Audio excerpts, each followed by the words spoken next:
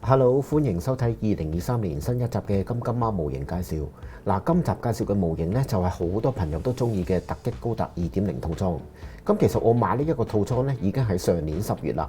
喺呢度要好多謝各位的士司機朋友嚇，以一個好公道嘅價錢呢，就讓咗俾我嘅。咁相信大家都知啦，最難買嘅呢，就係呢一盒喺2013年 PP 限定嘅劍炮裝啦。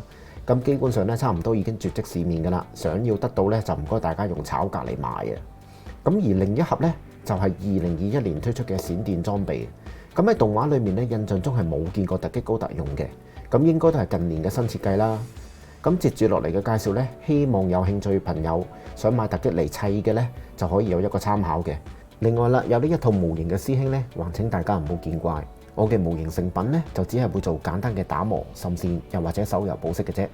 不過如果你哋睇完我嘅影片之後覺得我介紹得好，又或者唔好，都歡迎留言㗎，俾 like 同埋訂閱。不過如果你係因為想睇多啲呢隻動物對我嘅暴力行為而訂嘅，就唔該你退訂啦。嗱，呢啲咬主人嘅行為呢，絕對唔鼓勵。大家一邊睇我就一邊講啦。我覺得 Bandai 提供嘅貼紙同水貼呢，就真係好容易爛嘅。我喺剪片嗰陣咧，睇近鏡嗰陣先至發現啊，有好多個位個貼紙啊係爛咗嘅。咁我仲想話試下今次咧就用盒裡面提供嘅貼紙啦，咁應該會比水貼咧堅固好多嘅。但係睇嚟咧，一切都係我太天真啦。不過呢一盒咧喺2013年推出嘅突擊高達2.0咧都有優點嘅，就係眼前隨盒附送嘅呢一個專用底座啊，完全咧重現突擊高達喺 The Active Mode 接駁住條電纜咧，準備喺大天使號出擊嘅畫面啊！咁唔知道有冇朋友可以話我聽啦？呢一個底座咧，可唔可以用喺另外4個同系列嘅高達呢？呢一個突擊高達，我覺得最重要嘅武器咧，其實係收埋喺兩邊裙甲嘅小刀。嗱，唔好睇少呢把小刀嚇，佢救翻主角基拉大和好多次噶啦。咁用兩隻手揸住兩把小刀嘅畫面就係咁樣噶啦。不過咧，我就自問擺呢個 pose 咧就擺得唔夠好啊嚇。突擊高達係2002年高達 Stick 嘅第一主角機，前期駕駛員呢就係最強嘅調整者基拉大和啦。故事嘅後期呢就轉咗做自然人物啦。咁基於96年推出人氣唔高嘅機動新世紀 X 高達，同埋99年推出嘅20週年紀念作，送俾全世界高達迷極大震撼造型嘅雙擊高達，咁令到高達人氣呢沉寂咗一段時間嘅。咁終於去到2002年啦嘅高達 Stick 動畫呢，就帶翻起整個高達熱潮啊！咁我相信有好多朋友咧係中意突擊咧多過後期嘅主角機自由高達嘅。咁就睇翻 Bandai 近20年推出嘅突擊高達產品就知啦。最多人討論咧同埋讚歎嘅咧就係 Metal Build 系列啦。玩具成品質素高之餘咧，當然價錢亦都係直線向上啦。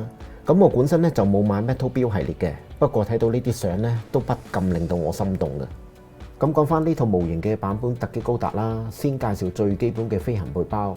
嗱，我估唔使講太多啦。飛行背包喺動畫裏面咧佔咗90%出場嘅氣氛，基本上咧係突擊高達出擊嘅配置嚟嘅。咁如果我冇記錯啦，亦都係首個高達歷史中咧以背包名義出現嘅一個裝備。咁大家同時睇到啦，突擊嗰兩把光速軍刀咧係配備喺飛行背包上面嘅。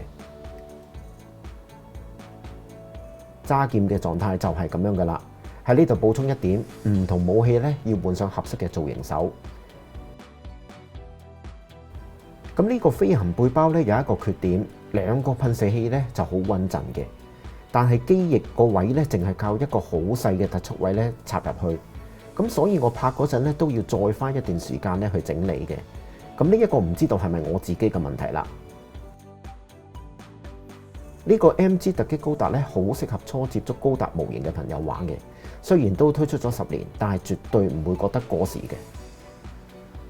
接住落嚟咧就係介紹炮擊同埋大劍裝啦。嗱，正常咧應該就係200蚊到就有嘅，但係而家咧都炒到差唔多400蚊一盒啦。咁呢啲咧就係裝喺右邊膊頭裝甲同埋炮擊嘅背包啦。先將呢件零件插上膊頭，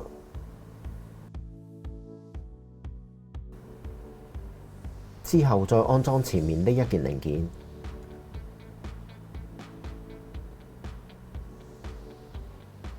最後就插實呢一件零件，當然要插埋大炮背包啦。就咁樣炮擊裝順利完成。我知道有好多朋友呢會好似 F90咁樣，會特意一個裝備呢再買多一個本體嚟安裝嘅，咁以防掹掹插插嗰陣整爛啊嘛。咁當然啦，如果你有足夠嘅金錢同空間嘅，就唔使考慮太多。但係我自己就覺得啦，始終玩具就日新月異嘅，有陣時放低欣賞咗一段時間呢，就放埋一邊，唔會再理噶啦。咁其實我覺得係好浪費嘅。咁另外啦，自己將來如果真係離開呢個世界，亦都帶唔走。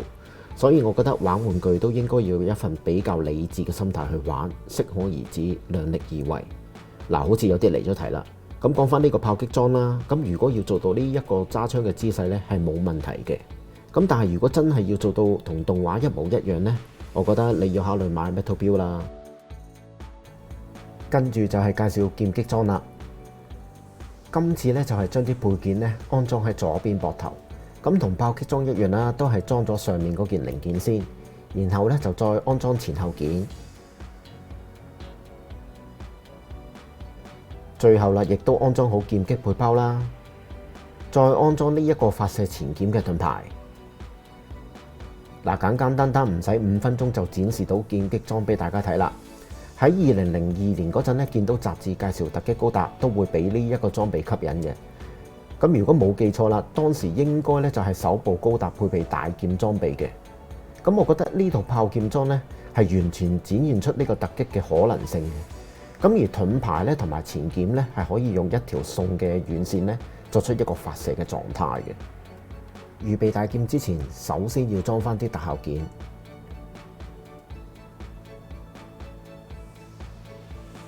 嗱，呢一把大劍最經典嘅刀下亡魂呢，相信大家都一定記得，就係動畫第28集嘅閃電高達啦。呢一集完咗之後呢，劍裝就好似冇再出過場啦。咁同時主角基拉呢，亦都轉換咗駕駛自由高達。咁突擊高達個光環呢，亦都降咗落嚟啦。唔係話後來個阿木唔得啊，而係 Bandai 要提升自由高達同正義高達嚟買玩具啊嘛。但係突擊高達直到而家呢，都好受歡迎嘅，話係 Bandai 嘅親生仔都可以噶啦。當然啦，我會組合埋完美突擊高達俾大家睇啦。首先要準備好飛行背包，嗱，要將呢一個位掹開，見到呢個窿之後呢，就將呢一件零件插落去。呢一個 MG 完美突擊高達喺我拍攝嘅呢一刻呢，企喺度俾我影呢係完全冇問題嘅。咁佢比起 R 之版就優秀啦，所有配包個重量呢，冇令到佢出現八字腳嘅問題。不過都係忠告各位朋友啦，始終身體個骨架係軟膠，日子耐咗會唔會白化，最終導致斷裂呢？我唔敢保證啊嚇。咁我都係建議大家可以用突擊高達送嘅底座咧嚟做展示嘅。MG 版完美突擊高達，如果對突擊好有愛嘅，係好值得一買嘅。不過大前提咧係要買到嗰個 PP 限定嘅炮劍裝啦。至於啱啱講嘅 R 之版咧，係極度唔推薦嘅，嗰啲件咧係會好容易跌落嚟嘅。裝飛行背包上去咧，已經係企唔穩啦。咁至於 HG 版咧，我就冇買嚟試啦，因為喺市面上面咧都唔係好常見。嗱，都係嗰句啦，真係中意嘅就買啦，唔好諗啦。最後就係介紹2021年推出嘅閃電裝。嗱，呢款紫色外甲咧係帶點金屬嘅質感嘅，咁黃色件啊亦都帶點熒光啦。貼紙咧就用咗比較硬同埋有啲反光嘅材料啊。嗱，首先準備好背包零件先。嗱，裝咧就冇咩難度嘅，不過都想話呢一個閃電裝咧都有連埋突擊高達咧出一盒俾大家買嘅。咁至於其他出過嘅背包，例如黑突擊啊、最近出嘅星屑啊，甚至連迷惘高達嘅背包咧，都可以裝上呢一個突擊身上嘅。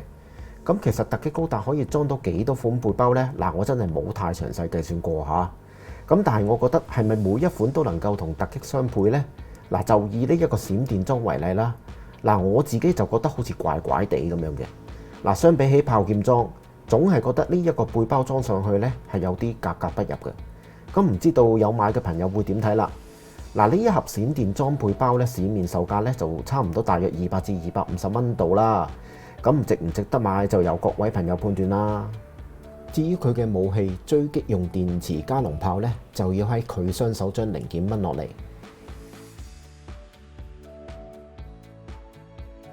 再將兩把槍零件呢左右合拼，插上手柄，跟住呢打開前面呢一個位，再掹開呢一件零件出嚟，再推開呢一度，插翻頭先掹嘅零件咧，插喺槍頭嗰度，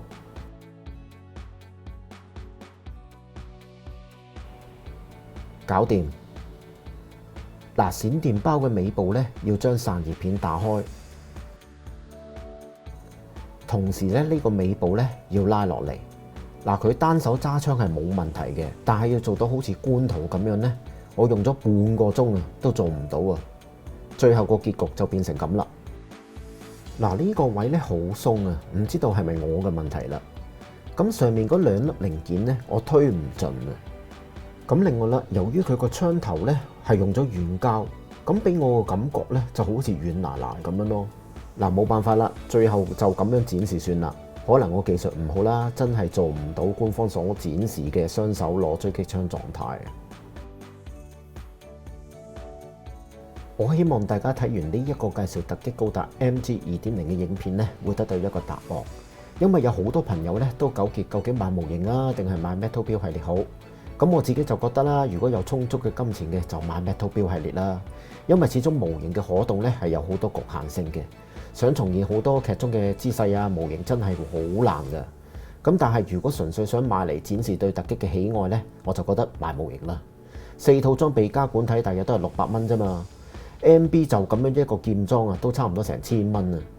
無論點都好啦，喺玩玩具呢一件事上面咧，大家自己中意就得噶啦，千祈唔好同人比較，量力而為就可以啦。如果中意呢段影片，記得俾個 like 同埋留言講下對突擊高達嘅感受。仲有就係臨近呢個農曆新年啦，我就同大家拜個早年，恭喜發財，心想事成，財源廣進，萬事勝意，連生貴子啊嚇！嗱，最重要嘅當然就係身體健康啦。希望各位朋友喺兔年咧就唔使再搶模型啦，唔使再食炒價就最好啦。好，農曆新年後再見啦，拜拜。